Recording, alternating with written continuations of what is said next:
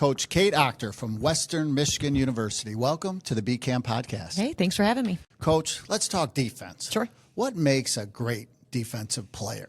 I think toughness, first and foremost. There are so many scenarios that don't go as scripted when you're on defense, and so you have to have the tenacity to continue to fight. Right. So you keep fighting. Then how do you build that with a team? You get that individual committed. Then how do you kind of work out? We just talk trust. If one teammate is going to sell out to make great defensive plays, if you're watching that happen, don't you want that to continue to happen? Exactly. So, we ask them to play as hard as their hardest teammate plays.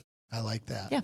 So is there a defensive drill that is your go-to that maybe you do every practice or most practices that you really rely on? Yeah, we do a simple closeout drill, which I'm sure everybody does, but we send in a little backside help. So it's like help the helper rotation. So we try to force, either middle or baseline, but we try to have each other's back in that too. Like so that. It's one of my favorites. Very, very fast. Awesome.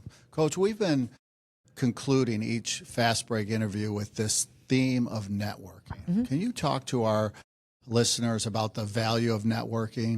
Yeah, well, for me, in college basketball, my resources are high school coaches and AAU coaches. And one of the best things someone told me when I got into this business was go learn from high school coaches, go to clinics like this.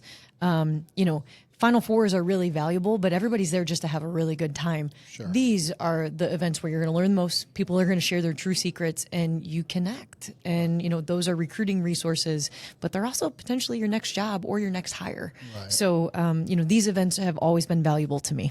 Coach, thanks for joining the BCAM Podcast. No problem.